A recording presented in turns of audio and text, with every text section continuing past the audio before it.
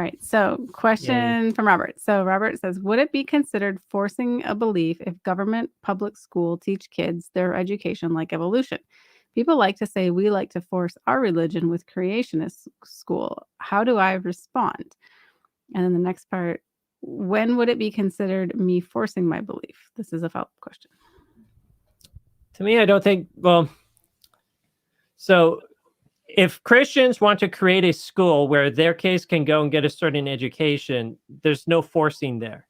I mean, other than parents forcing their kids to go to school, but kids don't know better. They're under the control and influence of the parents naturally.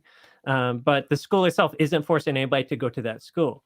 But where the situation does arise as still difficult is what about public schools? And we did have a situation, especially a couple decades ago, and even sometimes recently, where legislatures have passed laws that might require public schools to teach a creationist perspective, let's say on evolution and origin of life. So, why did the legislature pick the creationist perspective? Why did they pick that over the Native American view of origin of life or some other Buddhist religion of life? There was some problems with that, I would say, from a legal perspective, a religious liberty perspective.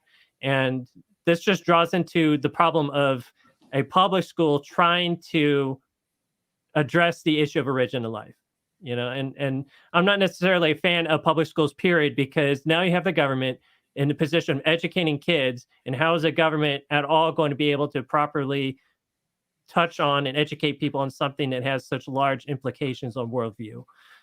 So it's unfortunate that we say the safe, acceptable way for public schools to handle it is to teach evolution, because that really is a religion at the end of the day. It is coming from a religious viewpoint. And I think more and more people are waking up and say, hey, that's not fair. But the problem is, okay, what do you do about all the other religious viewpoints without, for example, forcing, you're right, Christianity on others who might not entirely agree with that? So Tina, how about your thoughts on that?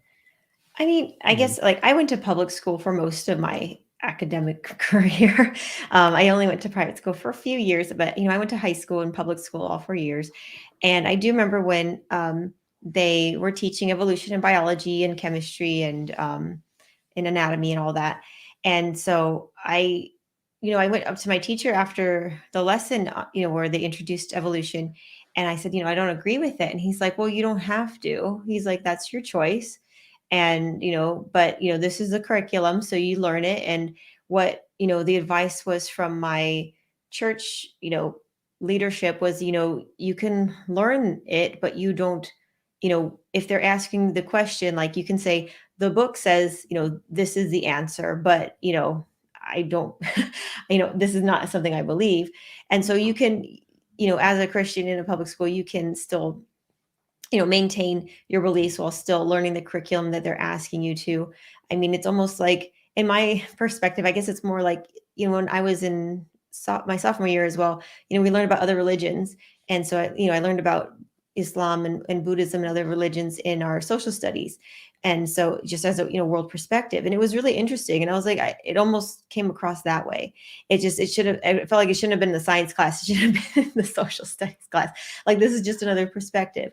And so, I mean, I would just say, as far as, what should be the curriculum, it's hard to say, because I almost feel like it needs to be like a more open idea. It's like, this is what, many scientists believe. However, there are other perspectives, and, you make up your own decision. And I feel like most teachers are kind of that way. They're more balanced. Like, they don't say this is it, and that's, you are going to fail if you don't, bow down to the golden calf of evolution. Yeah. But I have had, some teachers that are just really, staunch on it. And they're just like, no, this is it. And there's no other way.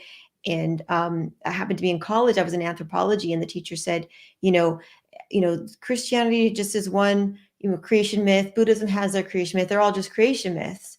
And I was like, well, then is an evolutionist, scientist creation myth? And she's like, I guess it is. And everybody was kind of shocked. And they were like, wait. And she's like, wait, no. Because the way she's like, no, because mine is factual. And I'm like, says who? Like Yeah. there's room because you weren't there, like it because it's a theory. And I respect people who believe in evolution, but it doesn't necessarily make it true. So I don't know. You have to speak the truth in love, and know your science, be educated. There's so much science, like creation science, that's out there that you can study that definitely gives a very, very strong leg to stand on as far as why you're a biblical creationist. And so I would just say, be educated, present your science as science, based on the Bible, and, do it in a loving and respectful way. So. Yeah, and I would agree with that. And I would also just say, you're asking like, how would you respond? I would start off by just reminding them that evolution is a theory. People treat it as a fact, but it is called the theory of evolution.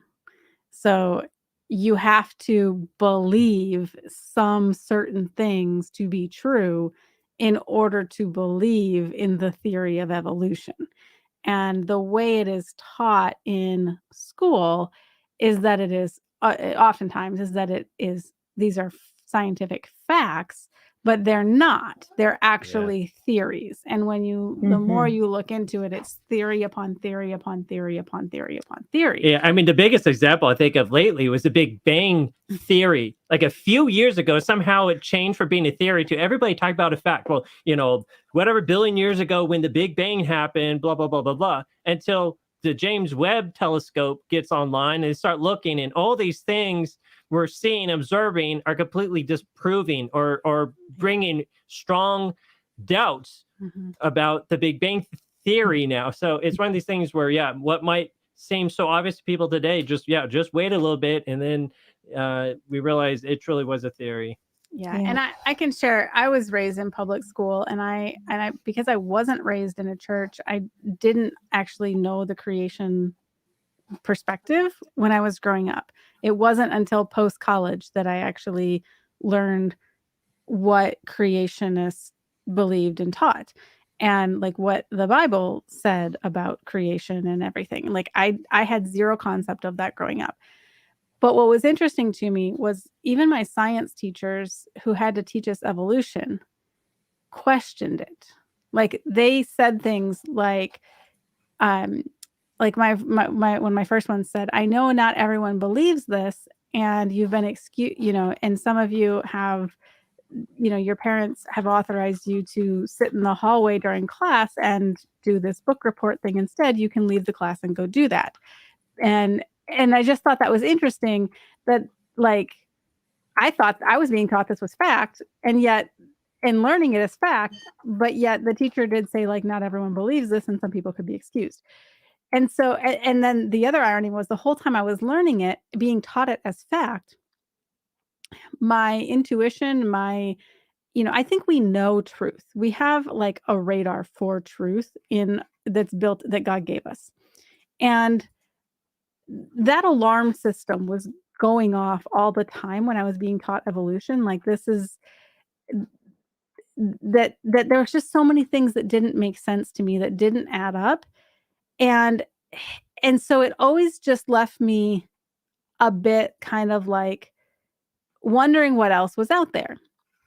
And then in a later class, like another teacher made a comment regarding, when we had to study, when he had to teach us evolution, he also made a comment of like, not everybody believes this. And if you don't believe it, that's okay. But this is what you have to learn. This is what I have to teach you. And this is what you have to learn.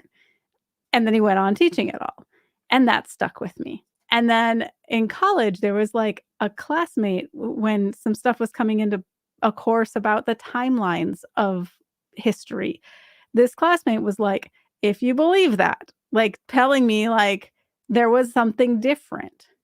And God just kept making these things pop out to me. And then at a later point when I was an adult,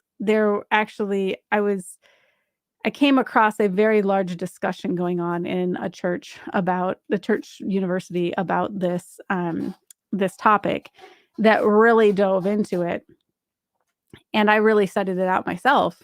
And the truth became very clear to me at that point in time. And I realized that what these had been teaching me in school, what these teachers were teaching in school truly was just theory. And that was made more clear. And so I guess where I'm going with this is that it's God has given us a radar for truth. And so even though someone is being taught this, and you may have the opportunity to teach them something different or to help them understand something different, God's whole purpose is to reveal the truth to us in his time, and as he's able to get it to us. And so, do people try to force evolution on other people in school as truth? Yes. Do people get upset and blame Christians for forcing creation on people in schools? Of course, that happens. How do we respond? We respond knowing that evolution is a theory, and we respond with what the Bible says, and in a loving, kind way, and give people the opportunity to start to shift their beliefs. And this is something that completely shatters somebody's whole worldview. So it takes time. No, people don't just go from instantly believing one way to believing the other. It's going to take time and patience to support them through that. Yeah, but I think a big issue is, like, if you're a parent, your kids are being indoctrinated, you're going to have a problem with that. And the more ideas they're fed, and you can't always trust the teachers. I mean, I went to Christian schools, and I had a professor who said, if you don't believe evolution, if you don't believe this stuff, you're an idiot. So, I mean, so it can happen anywhere, but main thing is you as a parent have the most influence over your kid, and consider how you can best make sure and protect their educational upbringing. Yeah. And I just to say for the follow-up question, when it would be considered me forcing my belief. So, if as Christians, do we then, force or try to legislate our beliefs? No. I'd say, we speak the truth in love. We don't, we shouldn't ever try to force our beliefs or try to make our, line of thinking, the one and only. It needs to be fair. People have to have the freedom of choice. People have to have the freedom of, doing what's right in their own conscience. And so I think, it's just asking for an opportunity to present, your worldview as a possible option, but while still being respectful of other people, and who, other people are convinced of evolution, and I don't understand it. There's too much science that points to the opposite, but I think it's just being respectful in how you politely agree to disagree in many cases. So exactly.